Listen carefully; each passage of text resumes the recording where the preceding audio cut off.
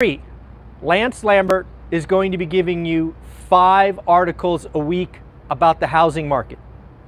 If you are a data junkie, if you want to get some extra material, Lance is initiating this site with an option to buy Resi Club Pro for only $150 a year. No, folks, not a month, a year. Trust me when I say that price will be going up. But again, go watch the video yesterday from Lance Lambert. He gives you a sample of the endless amounts of data in areas, in metros. So again, please go to resiclubanalytics.com, register your email, and get the free site. I did it myself this morning. Please show him support. Show him some support. He comes to you every Thursday, and now we are going to get Lance Lambert unfiltered, right? He was an editor at Fortune. He is always housing, but now he is focused on serving you and I. So I can't wait to see what Lance does. ResiClubAnalytics.com. Next, let's talk about my Crash Bro shout out or whatnot. If you watched my daily financial news from last Saturday, you saw that I brought up a chart that the one and only Nick, king of Crash Bros, created. Now, some of you were perplexed by why I did that. There's a couple of reasons. One, I'll take the data from anybody who creates it. And if a king of Crash Bros creates a piece of data that I believe shows why Crash Bros are wrong yesterday and why Crash Bros are wrong today and why Crash Bros will be wrong tomorrow, I owe it to you to share it to you. So that's what I did. Now, some of you might be asking, oh, that's a bug. Some of you might be asking, well, what did Nick create? Go watch the video. I show you his chart. I give you full credit. But here's the deal. With 99.9% certainty, I can guarantee you that Nick did not look at that chart and see the same thing I saw. I have no freaking idea how Nick used that chart to position a crash. No idea. If you look at that chart, you tell me, can you look at that chart and think crash? I can't. I shared with you my view.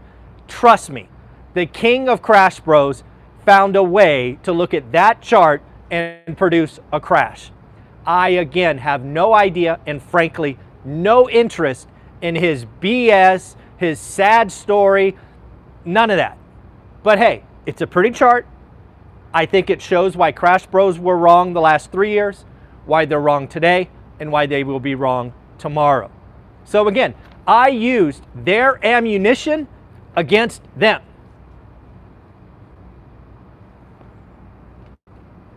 I operate at a different level than those guys. All right, let's talk about CPI. It is the big number of the week.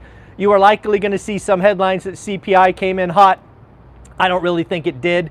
What we saw in CPI, I will give you all the numbers. Remember, headline, core, year on year, month on month. We have all the numbers for you, so here we go again.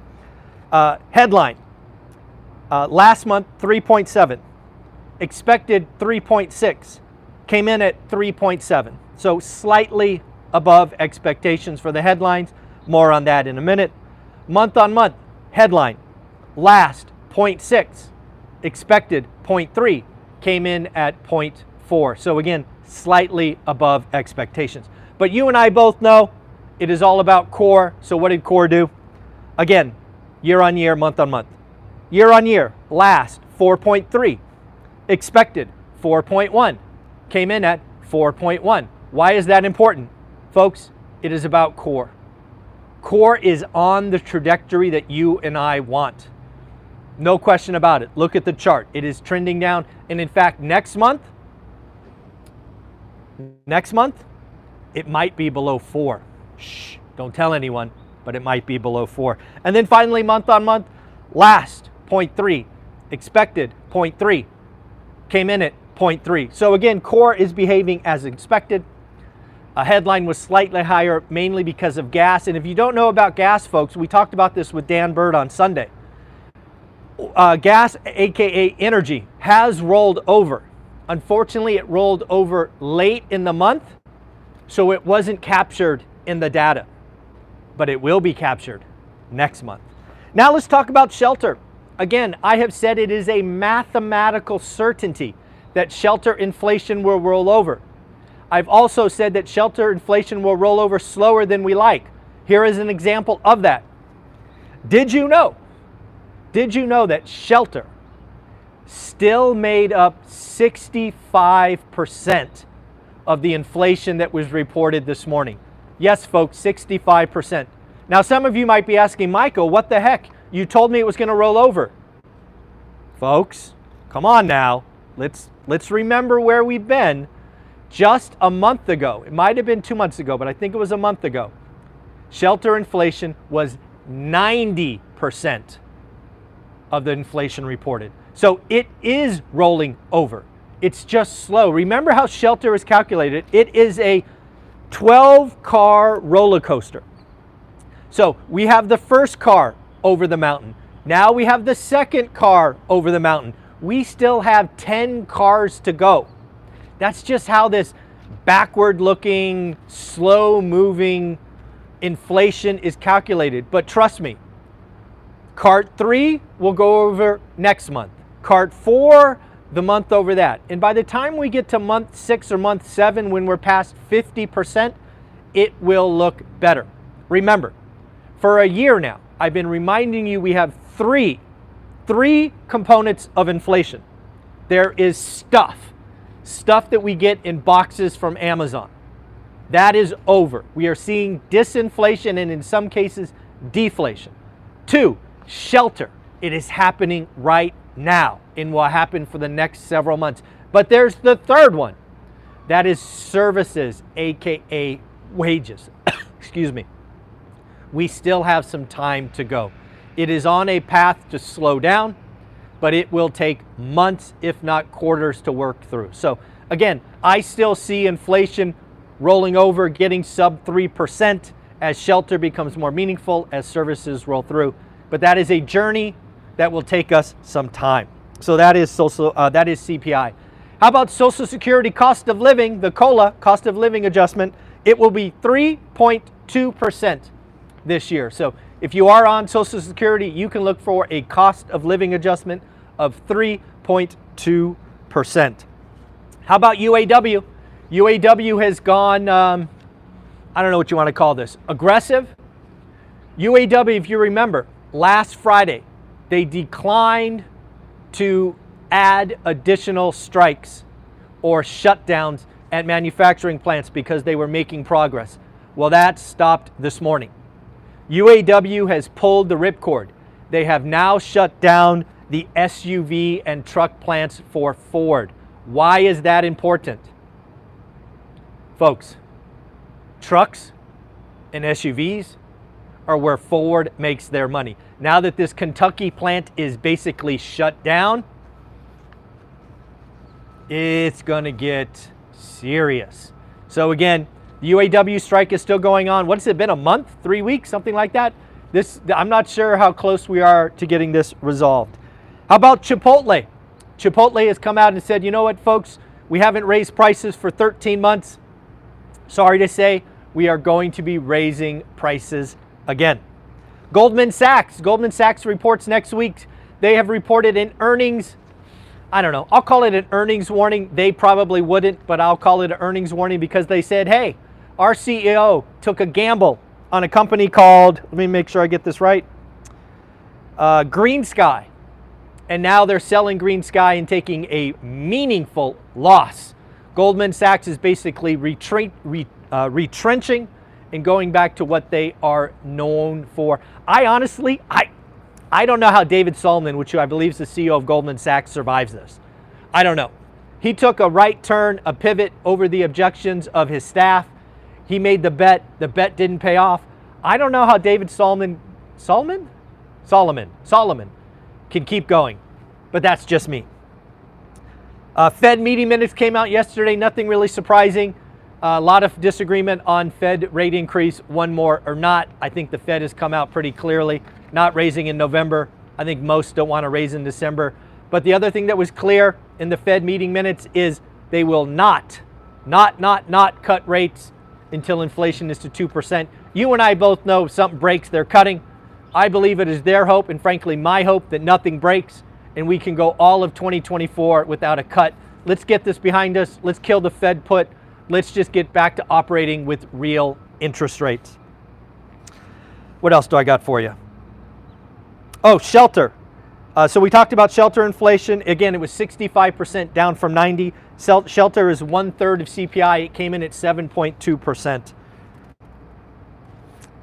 And then lastly, where can you retire comfortably? So there's an article on CNBC, Make It. Do yourself a favor and check it out. It covers all 50 states plus the District of Columbia. I wrote down 5. So this is what you need to make to retire in these 5 states. Again, I picked 5 at random. You can, actually not at random, I picked 5 big states. You can go ahead and check your CNBC Make It. So Texas, how much does it take annually to retire in Texas? According to CNBC Make It, is $60,353. So about $5,000 a month. $5,000 a month you can live in the state of Texas. If you live in the state of Texas, let me know. Can you live on $5,000 a month? I have no idea. How about Hawaii? Woo! I'm going to guess Hawaii is a little expensive.